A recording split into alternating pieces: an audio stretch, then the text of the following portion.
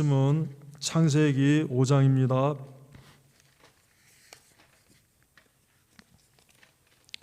창세기 5장 21절에서 24절 말씀입니다.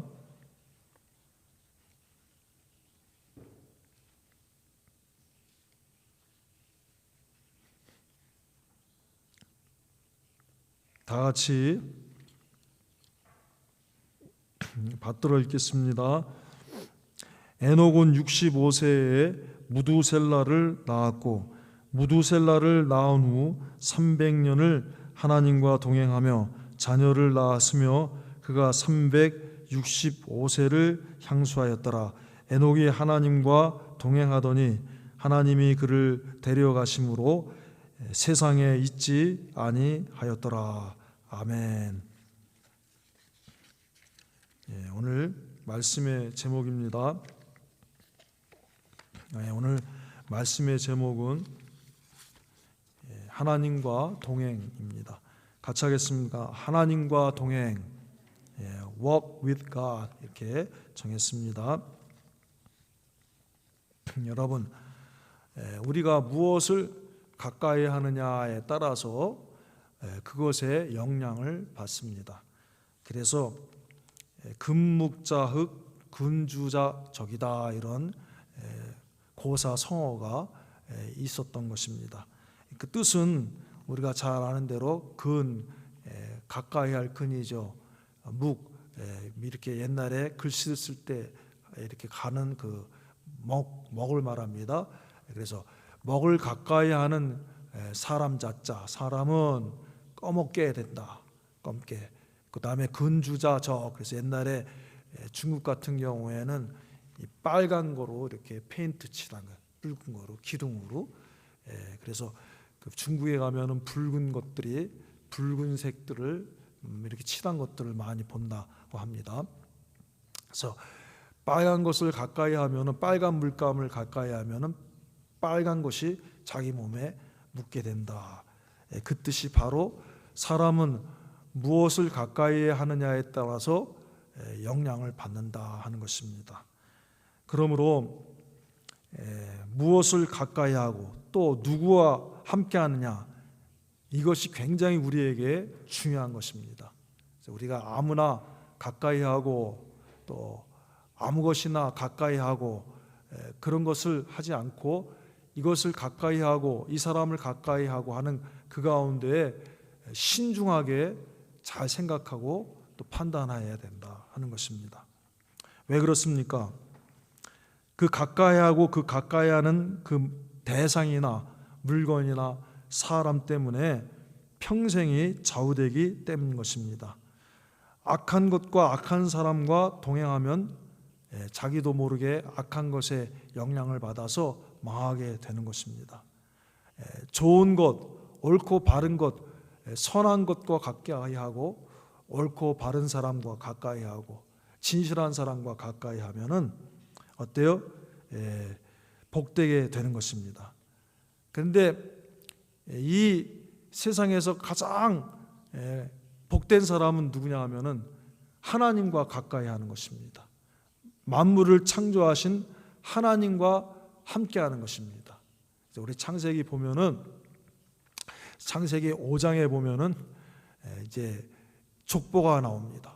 족보가 나오는데 아담부터 이렇게 몇 년을 살고 몇 년이 죽었다 이렇게 나옵니다. 예를 들어서 아담은 930세를 향수하고 하나님께 갔습니다. 근데 이 창세기 5장 성경 전체에 나오는 그 사람 가운데 가장 오래 산 사람이 누굽니까? 그 가장 오래 산 사람이 무두셀라입니다. 몇 살 살았어요? 969세. 근데 그 가장 오래 산 인물 무두셀라의 아버지가 누구냐 하면은 에녹이에요. 에녹. 그리고요, 이 창세기 5장에 나오는 인물 가운데 무두셀라 다음으로 오래 산 사람이 962세를 살았는데 그분이 누구냐 하면은 에녹의 또 아버지예요. 에녹의 아버지 야렛이 962세를 살았어요. 참고로 아까 아담은 930살을 살았습니다. 그러니까 이 에녹이라는 그 에녹을 중심해서 아버지도 굉장히 오래 살았고 아들도 굉장히 오래 살았는데, 에녹이 누구와 함께 했느냐? 하나님과 함께 했어요. 이 세상에서 이 우주 만물을 창조하신 하나님과 동행하는 것보다 더 복된 것은 없는 것입니다. 창조주 하나님을 가까이 섬겨 가까이 하고 동행하면은 하나님의 능력이 옵니다. 하나님의 축복이 옵니다. 하나님의 사랑과 은혜가 옵니다. 마귀하고 반대로 가까이 하면 어때요? 마귀하고 가까이 하면은 유혹이 오고 시험이 오고, 잘 되는 것 같지만은 실패가 찾아오는 거예요. 그게 뭐냐 하면 에덴 동산에 아담과 하와가 뱀을 쓰곤 마귀와 가까이 함으로 말미암아 어때요? 유혹을 받아서 시험에 빠져서 실패하잖아요. 에덴 동산에서 쫓겨나잖아요. 행복을 잃어버리잖아요. 평안과 은혜를 잃어버리잖아요. 근데 반대로 에녹은 하나님과 가까이 한 거야. 하나님과 가까이 하고 하나님과 동행했는데, 오늘 본문에 보니까 몇 년 동안요? 300년 동안. 300년이라는 시간은 굉장히 오랜 시간입니다. 우리 사람으로서는 굉장히 긴 시간인데 이 300년을 하나님과 동행했다 그랬어요. 그래서 창세기 5장 24절에 봅니다. 에녹이 하나님과 동행하더니 하나님이 그를 데려가심으로 세상에 있지 아니하였더라. 이게 무슨 뜻일까요? 하나님이 그를 데려가심으로 세상에 있지 아니하였더라. 이 뜻은 우리 신약성경 히브리서 11장 5절에 해석이 있어요. 신약성경 히브리서 11장 5절에 보니까 하나님이 데려가심으로 세상에 있지 아니하였더라 하는 이것을 믿음으로 에녹은 죽음을 보지 않고 옮겼으니 그랬어요. 여러분, 죽음을 보지 않고 하나님이 데려가신 거야. 우리 성경에 나오는 인물 가운데 죽음이라고 하는 이 죽음, 이걸 거치지 않고 살아서 하나님 나라에 간 사람은 누구예요? 이 에녹 그리고 엘리야의 승천, 이렇게 2명 외에는 없어요. 그렇게 아주 특이한 은혜를 받은 사람이에요. 그 비결이 뭐예요? 하나님과 동행하는 거예요. 그러므로 죽음을 이기고 사망을 이기는 것이 하나님과 동행하는 거예요. 그러니까 하나님과 동행하는 것은 얼마나 우리에게 복된 것인가, 은혜인 것인가 하는 것을 대표적으로 간단하게 이렇게 하나님이 죽음을 보지 않고 하나님께서 옮기신 것으로 우리에게 말씀하신 거예요. 그래서 우리가 하나님과 동행해야 되는데, 그러면 하나님과 동행하는 것은 어느 때 해야 되느냐? 어느 때 해야 되냐 하면은 평소에도 해야 되지만 어려울 때도 해야 돼요. 지금이 하나님과 동행할 때예요. 지금이 이 시대가 하나님과 동행에 더욱 깨어있고 하나님과 동행하고자 하는 이 소원을 갖고 힘써야 될 때가 이 시대예요. 왜? 사람들이 자꾸 이렇게 외부적으로 전염병들에 어려우니까 많이 약해졌어요. 그래서 자기 이 죽는 건강 문제 때문에, 죽고 사는 문제 때문에 막 하나님께 예배드리는 것을 두려워하고 이렇게 힘들어하고 있는 이 시대이기 때문에 더욱 그럴수록 하나님 보시는 거야. 이 시대가 바로 하나님과 더욱 깨어서 동행하기를 소원하고 힘써야 되는 시대인 것입니다. 거꾸로 말하면, 반대로 말하면. 그러면 하나님과 동행하는 것은 어떤 것이냐? 첫째는 하나님에 대한 믿음이 있어야지 하나님과 동행할 수가 있는 거예요. 믿음이 없는데 어떻게 하나님과 동행할 수 있어요? 하나님 눈에 안 보이시니까 하나님 있기는 뭐가 있어? 내 눈에 안 보이는데. 그래서 시편 기자에 보면은, 시편에 보면은 어리석은 자는 그 마음에 이르기를 하나님이 없다 하는도다 그랬어요. 여러분, 하나님에 대한 확실한 믿음이 있어야지 하나님과 동행할 수가 있는 거예요. 내 눈에 보이지 않지만 하나님은 반드시 계신다는 믿음이 있어야지 되는 것입니다. 그래서 하나님이 계시고 또 하나님이 역사하시고 하나님이 주권하시고 하나님 모든 것을 심판하신다 하는 그 믿음이 있어야 되는데, 히브리서 11장 6절에 믿음이 없이는 기쁘시게 못하나니 믿음이 없이는 기쁘시게 못하나니 하나님께 나아가는 자는 반드시 그가 계신 것과 하나님이 내 눈에 안 보이지만 하나님이 계신다는 이 믿음이 있어야 된다는 거야. 반드시 그가 계신 것과 또한 그가 자기를 찾는 자들에게 상 주시는 이심을 믿어야 할지니라. 하나님을 찾아가면 하나님이 거저 보내시는 거 아니야. 하나님께 나가고 하나님 나를 도와주세요. 내 눈에 보이지 않지만 하나님 믿습니다. 하나님 도와주세요. 하나님 내가 이렇게 어렵습니다. 하나님께 찾아와서 기도하면은 반드시 손해가 안 되는 거야. 상 주신다 하는 거는 거저 보내신다는 게 아니에요. 뭔가 하나님이 은혜를 주시고 뭔가 하나님 주신다는 거예요. 예? 내가 지금은 막 기도했는데 응답을 못 받는 것 같지만 반드시 그 기도한 이상으로 하나님께서 복되게 하시고 붙들어주시고 인도해 주시는 거예요. 우리 눈에 보이지 않는다고 해서 하나님이 안 계신 게 아닙니다. 애굽에서 나온 이스라엘 백성들이 하나님이 눈에 안 보이니까 불안한 거야. 그래서 특히 언제 불안했냐 하면은 홍해바다 앞에 가서 되게 불안했어요. 뒤에서 보이는 거는 누가 보여요? 하나님 안 보이고 지금 보이는 거는 추격해 오는 애굽 사람들, 애굽의 군대, 바로 왕의 군대들만이 보이는 거야. 저기서 막 먼지 바람을 일으키면서 막 가까이 오니까 막 그 많은 군병들이 날랜 그 마병을 갖고 막 추격해 전속력으로 추격해 오니까 막 먼지도 났을 거 아니에요. 멀리서. 그 다음에 점점 가까이 오면 그 마차 바퀴 굴러가는 덜그렁 소리 같은 것도 막 났을 거 아니에요. 그러니까 오히려 그 사람들의 눈과 귀에 보여지는 거는 그 무서운 사람들만 보여주는 거야. 하나님 안 보여주는 거야. 그러니까 막 거기서 막 의심하고 절망하고 이랬을 때 하나님이 하신 말씀이 너희는 가만히 서서 오늘날 너희를 위하여 행하시는 하나님의 구원을 보라 이거야. 그 눈에 안 보이는 그 하나님이 어때요? 막 홍해바다를 가르시는 거야. 예? 홍해바다를 누가 가르세요? 눈에 보이지 않는 그 하나님이 가르시고요. 다 건너가게 하시고 오히려 눈에 보이던 그 애굽의 군병들은 쫓아오다가 그 바다에서 다 몰사 죽음을 당하는 거야. 눈에 보이지 않지만 하나님은 살아계셔서 이렇게 역사하시는 거예요. 그러므로 첫째, 하나님과 동행하려면은 첫째가 하나님에 대한 믿음이 있어요. 믿음이 없이는 기쁘시게 못하나니 하나님께 나아가는 자는 반드시 그가 계신 것을 믿어야 할지니라. 그리고 하나님께 나아가면 하나님은 거저 보내시지 않냐고 상 주시는 거예요. 상 주시. 두 번째는 하나님과 동행하려면 뭐가 있어야 되느냐? 하나님의 말씀을 들어야 되는, 듣는 게 있어야 돼요. 하나님의 말씀을 듣지 않고 어떻게 하나님의 뜻을 알 수 있고 어떻게 하나님의 마음을 알 수 있고 어떻게 하나님 뭘 좋아하는지 뭘 싫어하는지 알 수 있어요? 여러분, 우리가 사람하고도 같이 있을 때 누가하고 동행할 때 나하고 좋아하고 내가 좋아하는 것을 굉장히 좋아하고 동의하고 그럴 때 함께 할 수가 있는 거예요. 예? 그 사람이 내가 좋아하는 건 뭔지 모르고 내가 싫어하는 건지 뭔지 모르고 내가 좋아하는 건 안 하고 내가 싫어하는 건 자꾸 하고 이러면은 점점 어때요? 멀어지게 되는 거예요. 동행이 안 되는 거예요. 예. 그와 같이 하나님과 동행하려면은 하나님이 뭘 좋아하시는지 하나님 뭘 싫어하시는지 알아야지. 그러려면 뭐 해야 되냐? 하나님의 말씀을 들어야 된단 말이에요. 하나님의 말씀을 듣고 하나님의 말씀을 그것을 읽고 그럴 때에 하나님이 이렇게 말씀하셨구나, 이걸 하라고 하셨구나, 이걸 하지 말라고 하셨구나, 하나님이 원하시는 것이 무엇이구나. 그래서 하나님 마음에 맞춰서 살 수가 있는 거예요. 그게 동행이란 말이에요.